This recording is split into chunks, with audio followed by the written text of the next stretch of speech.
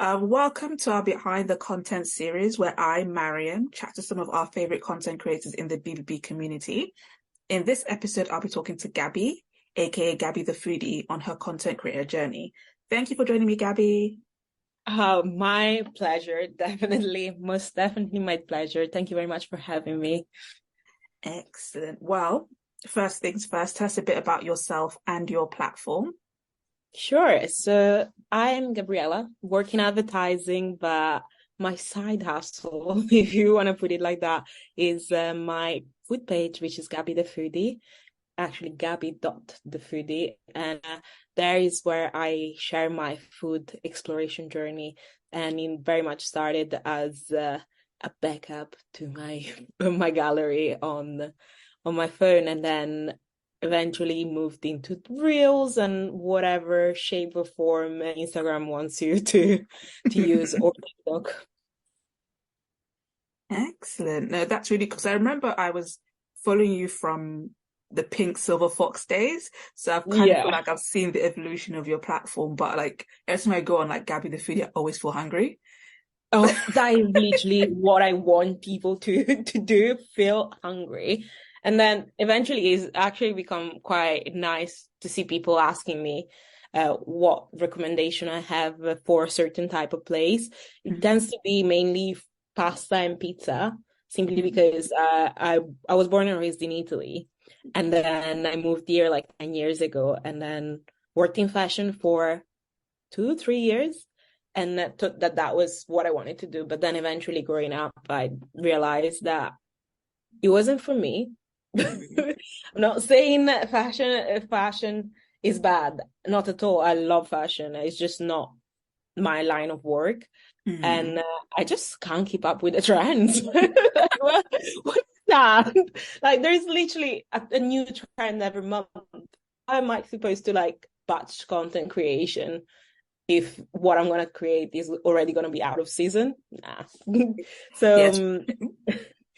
so yeah, I just found myself migrating towards food, and that was something that I was already doing in the past. So yeah. Yeah. So what would you say motivated your passion for food? Because like anyone who looks at your page knows that you like really love like food, you're really engaged with it, like you make it look so exciting. Oh, well, I guess like to be fair, good food is has always been a staple in my house. And in a way, when I first like started it, it was more of like a mission for me to find three things: best coffee, best pasta, and best pizza, because I wanted to like find a piece of home here. And Mhm. then I'm still in the research. I've found some places that I always recommend. Like whenever it is a three or more stars, 3 out of 5 or four or more stars, I'm always keen to recommend, because yeah, like you cannot gatekeep, especially on good food. And I feel like good food is always like a reason to celebrate. Like you don't need to celebrate, but you always wanna celebrate Mhm. around food. And that's something that I've learned from my mom. Like my mom would always like cook a feast, and it would be a mix of Nigerian and Italian food.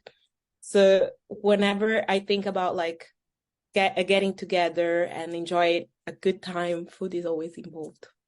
Amazing. Yeah, I love that. Like, it is true. A lot of all my occasions are centered around food.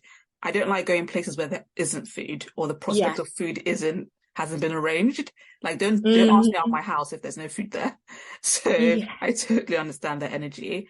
Um, so what would you say in like your content creator journey has been like a career highlight for you?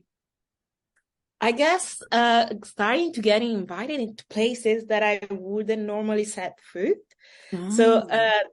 like I remember when I was first invited for an activity, and I didn't think that my page, because it's food content related, could align with also activities and like things that you can do before and after food, or Mm. with food, or with a good drink. And I remember the first time I was invited, it was like Electric Box, which they have some of them around, dotted around London. The one that I was invited to is, sorry, Electric Game Box. The Mm. one that I was invited to is in Sodork. and it's like an immersive experience. And like I just got to invite like other friends of mine because it was like an interactive experience. 4 or more people is like the best number to play it with. And like I guess the fact that I could share it with other people, that it wasn't just like the person in front of me, like just made it amazing. And then I guess the second highlight was being paid for what I'm doing, especially Nice. because like I see it as a passion. Like there was never monetary value behind it. I was doing it because it was fun. It was something that I enjoyed.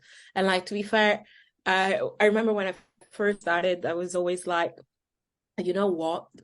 If I can get invited to eat for free, that's my life. Like, I can do that forever.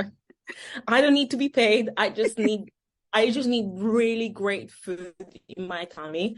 And I got that, and I got experiences after it. And then I started getting paid. So it's always like upgrading itself. But at heart, as long as you give me free food, I'll come. I'll take a good Honestly. picture. And if it's not great, I'll let you know that I will Mm. not be posting the picture, but thank you for the food. I understand. No, but it's really interesting what you said about feeling like activities weren't like a natural fit for you initially, because for me, what like when I started seeing you post about like things to do, it just felt so Mm-hmm. like oh, I was like, oh, of course. And also because I now when I go on your page, I actually now look at your page as like when I want to go out with my friends or I want to look for Yeah. something fresh and different, I do actually look on your Mm-hmm. account because I think it was your account that I realized I could do axe throwing. Or Yes, so yes, I because have I was that story. because I remember That looking at it, I was like, oh my God, that is crazy, but I love it and I should do it. So it was 100%. 100%. If there's something that I will always recommend is go extraing. Like you can get all your anger and energy like just there. And it doesn't matter if you actually hit the bullseye. It's just about having fun. yeah, because the things I saw and I was like, oh my God. And so now when I think of your platform, I actually do think of it as like just a good time platform. So even though Mm-hmm. like food is at the heart of it, I do think of it, this is a space where like I want to have a good time. I know I can go to Gabby and I'm going to find something really cool to do in London. And I Yeah. love the way you like the way your content looks and like your reels especially because I think you've put so much effort into them. They look so good. So like I want to commend you on like first of all you have beautiful reels that are like really Oh, thank captivating. you. And that's Thank the thing, I you. know something a lot of content creators struggle with. So I did actually want to ask you like what is the most challenging part about running your platform? Is it like the reels or I think just juggling it with work. And also the fact that most of the things that I actually eat, I pay for. So that like I guess like it's juggling both things. So like I find myself sometimes not having I have periods that are down periods in which I don't post as much content and then I just post like 50 reels all at once. And that's mainly because it depends on the period in which I am and like how work is going around me. Because if it's a period in which I'm finishing at work every day at 8 p.m., I'm not gonna ask someone to join me on a food escapade at like 9. So there is that, and also like just getting the right content out because like not all the times I'll be going out and is that worth it? Even though is mm. everything is content. Sometimes I go out and I'm like, yeah, no.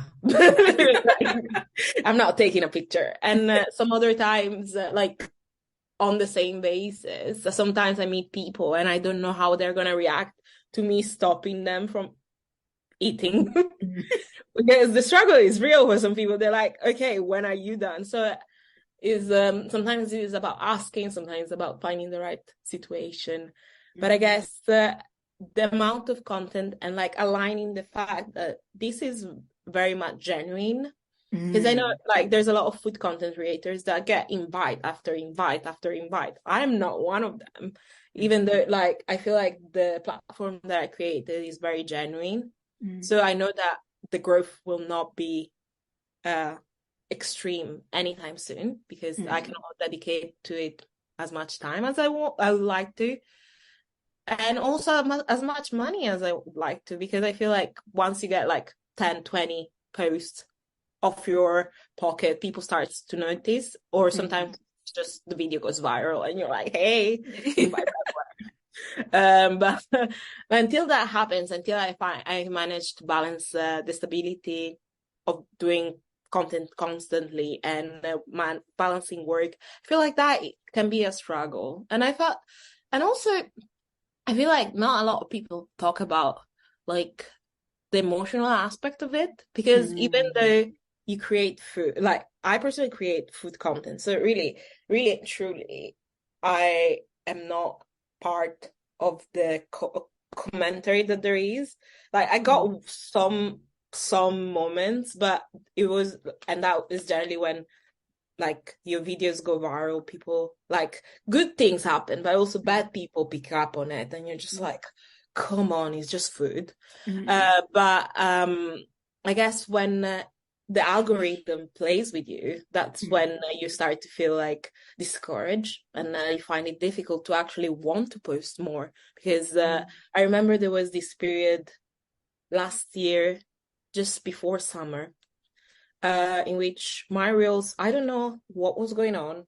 They were just not performing. Not even my following could see my reels. And that I found it just very frustrated. And I left like a post with like, okay, guys, I'm taking a break because y'all haven't seen my post in like who knows how long. And people were like, the moment I posted that and like I shared it on my story, like the influx that I received of people that actually did not see my posts, they just couldn't see anything. So I just find that can be difficult. I feel like that is the dark side of like basing, like putting your content on platform that sometimes are playing against you. Yeah.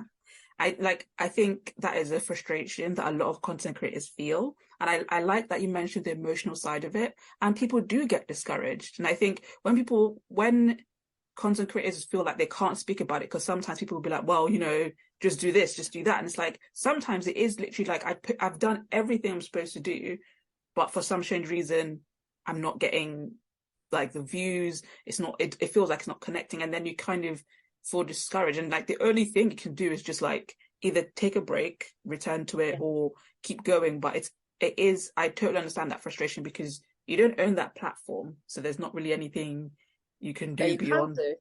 Yeah, it's just like, just gotta wait it out. Like the post that I posted after was like, what, 20K views, like after this month of break. It was like a month and a half, 2 months. Then I literally just waited it out, not use the platform, maybe used it to like look at other people's stories, maybe leave like the seldom like message people, but I didn't post. And that really worked for me. I cannot say that that's going to be everyone's experience, but also just want to make sure that everyone knows that just because your content is not seen, that doesn't mean that your content is not valid. Yes. It's just very important to understand that, because like I have been like, when was the prior 2022 summer, and the content that I'm creating now is virtually the same, because it's still about food. I'm still showcasing the food in this, like I'm not a videographer. I'm like literally just about the food and like the experience. So like my filming ways haven't changed, maybe improved, but not changed massively. And like even though in that period I wasn't like creating as much content, that was the period in which some people would not people, but rather brands or companies would rediscover my content and come to me and be like, hey, I'd like you to receive this, or I'd like you to post about this, and I was very honest, and I was like, I can post about this, I can come and eat your food, come and check your experience, but I'm not going to post about it now. If you're happy for the time to pass, great. And if people actually love your content, if brands actually love your content, they wait it out until you're feeling ready. They'll be there. And they're like, I feel like it's important not to burn bridges, even when you're like, okay, I'm taking that month off, 2 months off. Don't burn the bridge. Be like, okay, let's keep in touch for when like an opportunity and a better time comes.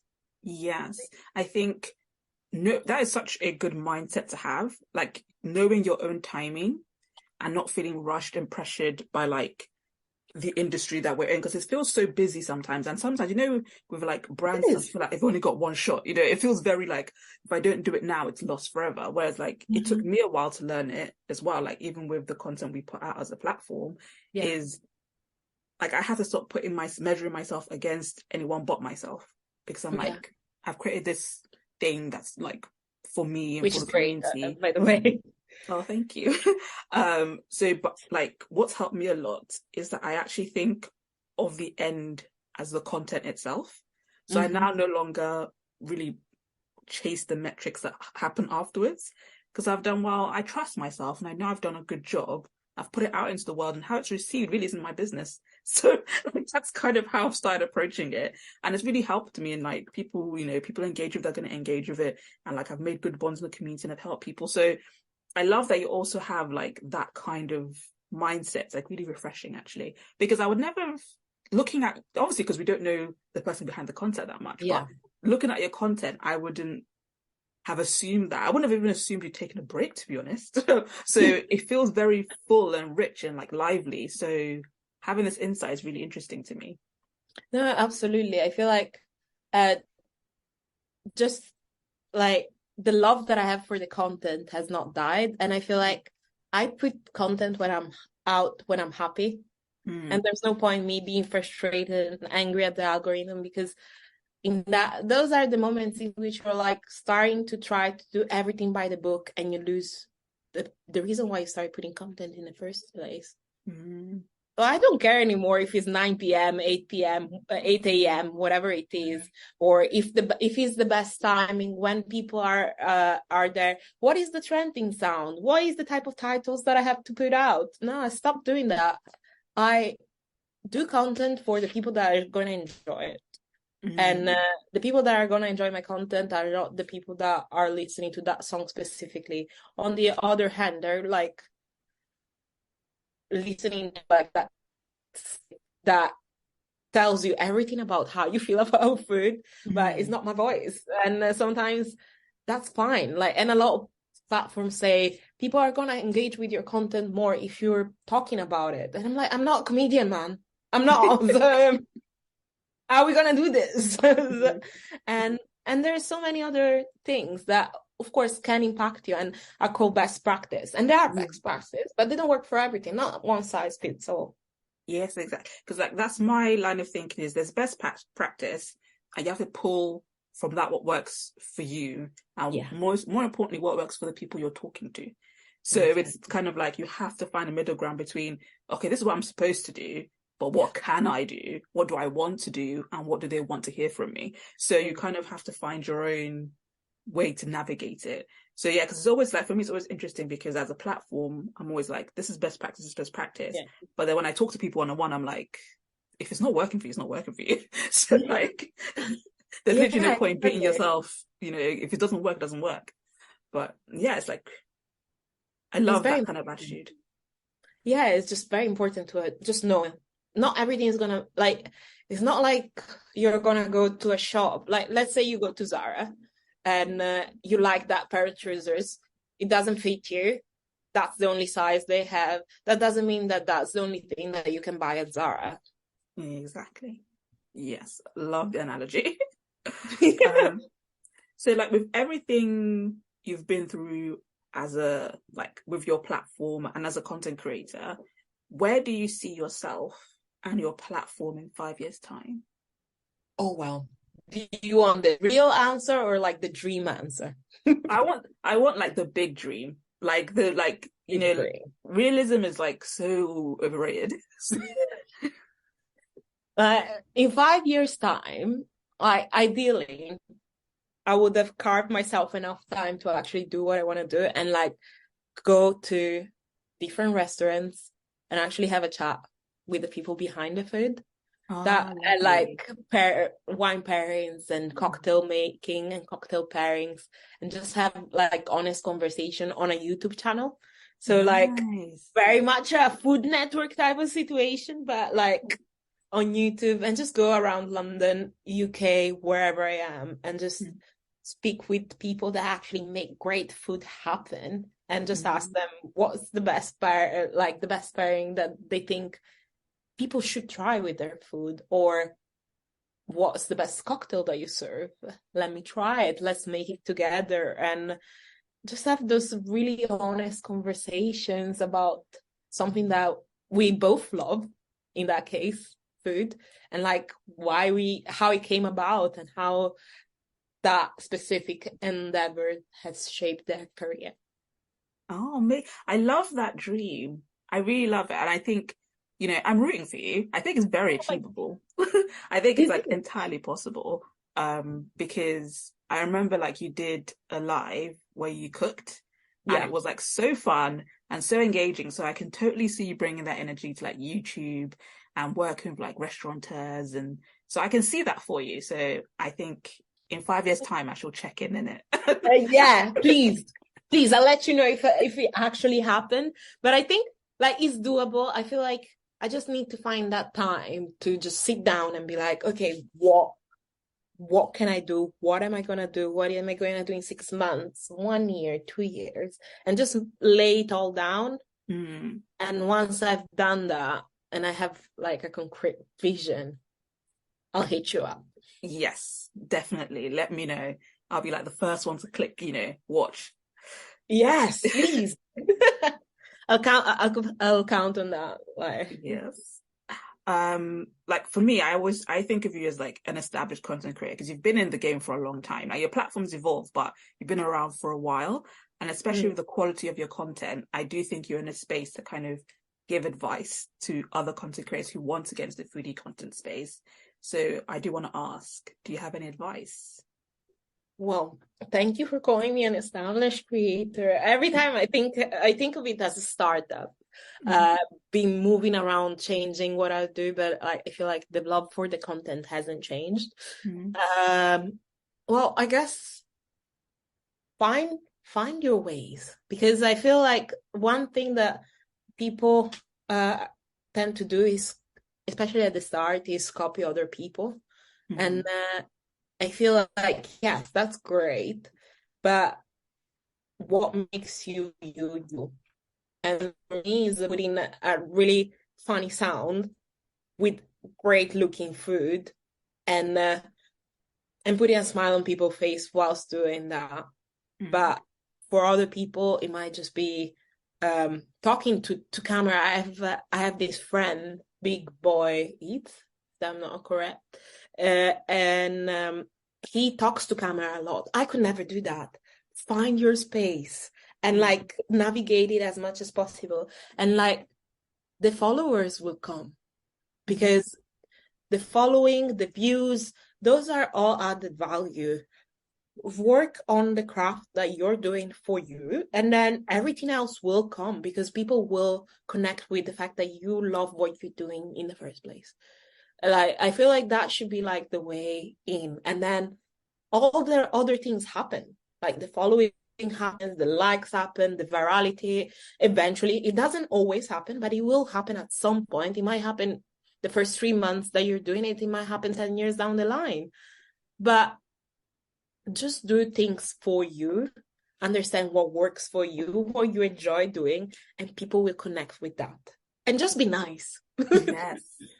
I think that's excellent advice. I think a lot of people kind of internalize what they think being a content creator is or what they think being an influencer is and kind of lose a little bit of sight as like why they're actually doing the thing in the first place. And it's easy to do because Yeah. it's noisy. It's very noisy. It's a very noisy industry. Yes, it So is. I think kind of having that reminder is very good. And I Yeah. do love that advice Also, the very much. money will come. Oh yeah. Like that's the one thing I And wish I charge like. accordingly. There is this great, I think, what's the name? There is a great platform that does the influencer pay gap. And Oh yes. well, I think I it's actually called the influencer pay gap. yeah, something like that. And They have this agency. They also like are agents for some of the content creators like Beulah, like ex the Creamy Cracker Rehab. But like they do this great job of interviewing, like surveying all these people that are within the influencer space and give you like the opportunity to create rates that are actually market competitive. And that is the transparency that wasn't there 10 years ago when I started. Like, I didn't start actually 10 years ago. When did Instagram start? 2012. Let's say 5 years ago. I started 5 years ago. When 5 years ago I started, everyone was making money. No one would tell you how much they were making. Yes. And like I always sold myself short in a way, because I thought, well, I don't think they're gonna pay for what I do if it's more than a certain a benchmark. I think it was like 150 a post. And now that I have that to go against, I'm like, and like is available to everyone within like my following range, which is like 3,000 and a half. I can charge anywhere from 400 to 600 pounds, which is something that I never thought was possible. And just having that as the benchmark really is helpful. So don't sell yourself short, for sure. Yes, like I think a lot of content, like you said, that's how it was at the beginning. Like no one knew what anyone was charging. Everyone was scared to charge anything, and like everything was just all over the place, and it was just so inconsistent. And you couldn't ask because everyone was like, "Oh, we can't ask." But I think platforms like the influencer pay gap have really helped kind of help people see like, oh, what can I charge? What is like market rate? All that kind of stuff. And you can charge hell of a lot. Yeah, I always say like my rule is now like, what wouldn't annoy me to get out of bed for? Like if I'm annoyed doing this work, then I've not been paid accordingly. That's literally my thinking. Like the money should excite me. Like that should motivate me a lot. So if I'm just like, oh, why am I doing this? I'm like, I didn't charge enough. Definitely, 100%. Yeah, I love that. And also that's the thing, you could always ask for too much. They could always be like, oh, we're offering this, and then you can go, all right. Like that's kind of, you could always do that.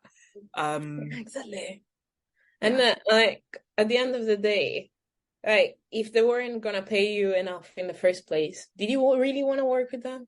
Exactly. Especially because for a lot of content creators anyway, you're working usually for free or at your own expense, and you're probably already working with people that you like anyway. So if a brand approaches you, then you kind of have to think, well, what is the added value if it's not financial? And if you don't really care for the brand, then there's no benefit. Yeah. So you just kind of have to do it. Always think of the added value. Basically, I always think if they're not giving me money, what else are they giving me? And exactly. And also content creation is a choice. Like most of there's of course a lot of full-time influencers. I commend them. I'd love to be one of you. Like, let me know your secrets. But for me right now, where I'm staying at, this is something that I'm doing on the side. So I already have something that pays me the money that I need to survive, to do whatever I need to do. So why am I doing this? Like, if it's not the money, what else can, like, any penny, every month, like anything that I earn from like doing influencer work, that's extra. So what else can, like, that is extra and is great, but what else can I learn? What else can I gain? Like, it might be a relationship. Like, for example, there is Wagamama. I love Wagamama. And like, I feel, who doesn't? And like, I don't work with them on like, it's never money wise, but I love the brand so much that I was like, you know what?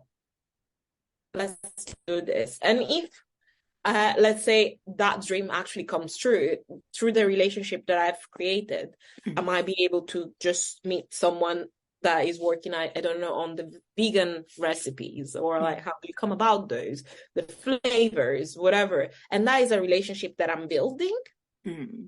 So that is the added value. I don't need to charge Wagamama £500. Great. Great, Wagamama money. Let's party. But like I don't need that because I want something else. Yeah. And like what is the bigger picture? What else are they giving you? Yeah, there's a grander vision beyond that initial first payment. No, it's true. Like I appreciate that sentiment. I understand that because yeah, I've been doing this for 6, 7 years now.